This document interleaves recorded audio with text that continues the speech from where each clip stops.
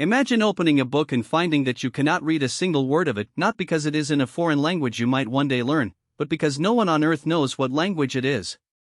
The letters flow smoothly and confidently, written by a practiced hand.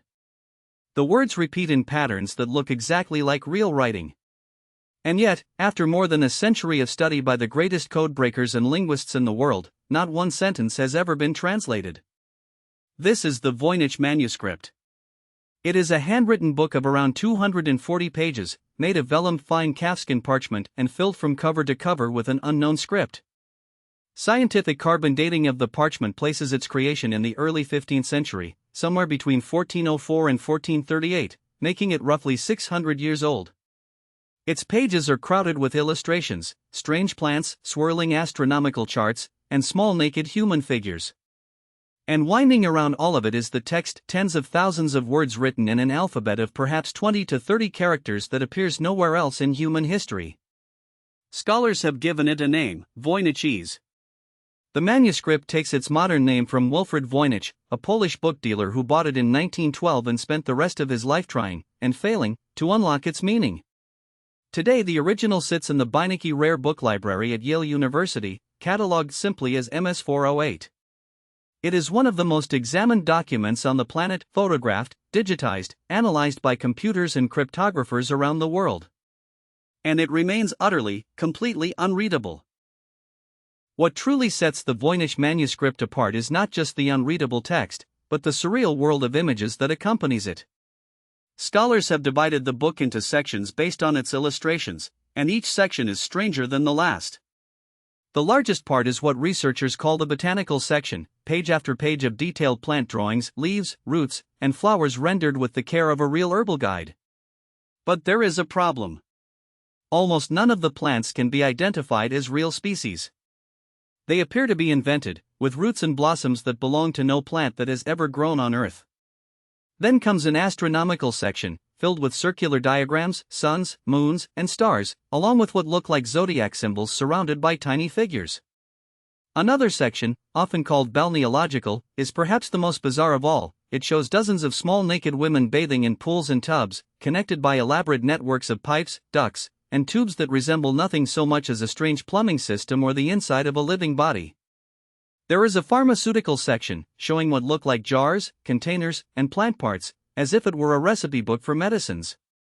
And there are pages of dense text alone, with little stars drawn in the margins like a list of recipes or instructions.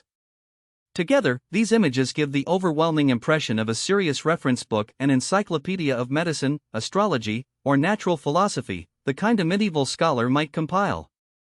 But the plants are fictional. The star charts match no known sky. And the text that should explain it all is locked away behind a script that no one can read. The harder you look at the Voynich manuscript, the less sense it makes. If the Voynich manuscript is a code, it is the greatest unbroken code in history. And not for lack of trying. Some of the finest cryptographic minds ever assembled have thrown themselves at it. William Friedman, one of the most brilliant codebreakers of the 20th century and a leader of the American effort to crack Japanese military ciphers in World War II, studied the manuscript for years with a dedicated team. He never solved it. Codebreakers from both world wars, professional linguists, computer scientists, and amateur enthusiasts by the thousands have all tried, and all failed. What makes it so maddening is that the text behaves like real language. When analyzed statistically, Voynichese follows many of the patterns found in genuine human writing. Certain words appear far more often than others, just as common words do in any language. The structure of the words is consistent, with some characters tending to appear at the beginnings of words and others at the ends. There is even evidence that the language of the text shifts slightly between different sections of the book. These are not the qualities you would expect from random gibberish. And yet, the text also has strange features no known language shares, words that repeat 2 or 3 times in a row, an unusually limited vocabulary, and almost none of the corrections, crossings out, or errors you would expect from someone copying or composing 200 pages of meaningful text. Every few years, a new researcher announces, with great confidence, that they have finally decoded the Voynich manuscript, that it is medieval Hebrew, or a lost dialect, or a form of shorthand. And every time, other experts examine the claim, and it falls apart. 600 years on, the book keeps its secret. The journey of the Voynich Manuscript through history is almost as mysterious as its contents. Its early origins are completely unknown. We do not know who made it, where, or why.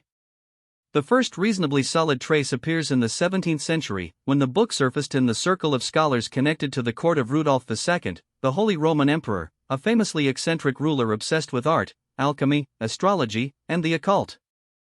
According to a later letter, the emperor was rumored to have paid the enormous sum of 600 gold ducats for the manuscript, and to have believed it was the work of the famous English philosopher Roger Bacon, though there is no real evidence that this attribution is true. From the imperial court, the book passed through several hands. A man named George Baresh, puzzled by the strange volume in his possession, wrote to a renowned Jesuit scholar named Athanasius Kircher, begging him to decode it. Kircher, who claimed to have deciphered Egyptian hieroglyphs incorrectly, as it turned out, could make nothing of it either. Eventually the manuscript vanished into the library of a Jesuit college in Italy, where it lay forgotten for around 200 years. Then, in 1912, the book dealer Wilfred Voynich purchased it among a collection of old manuscripts, recognized that he had something extraordinary, and brought it to the attention of the wider world. Since then it has changed hands again and finally come to rest at Yale. At every stage of this 6th-century journey, brilliant and curious people have held the book, turned its pages, and tried to understand it. And at every stage, the manuscript has defeated them, passing its secret silently down the centuries from one frustrated owner to the next. So what, in the end, is the Voynich Manuscript? After 600 years and more than a century of intensive study, the honest answer is that no one knows. But the theories fall into a few broad camps. The first is that it is a genuine text written in a real but unknown language, or in an invented or constructed language, perhaps created by a religious or scholarly community for their own private use. The second is that it is an elaborate cipher, a coded version of a known language, hiding its meaning behind a system so clever that it has never been cracked. The third, and perhaps the most deflating, is that the Voynich Manuscript is a hoax, a beautiful, meaningless object created to look like a profound book of secret knowledge, possibly to swindle a wealthy collector like Emperor Rudolf out of a fortune in gold. Yet even the hoax theory struggles to explain everything. Creating 200 pages of text that so closely mimics the deep statistical patterns of real language would have required either astonishing luck or a sophistication in linguistics that no one in the 15th century is known to have possessed. Today, the manuscript continues to attract artificial intelligence researchers, codebreakers, and obsessive amateurs, all convinced that the next breakthrough is just around the corner. Maybe one of them is right.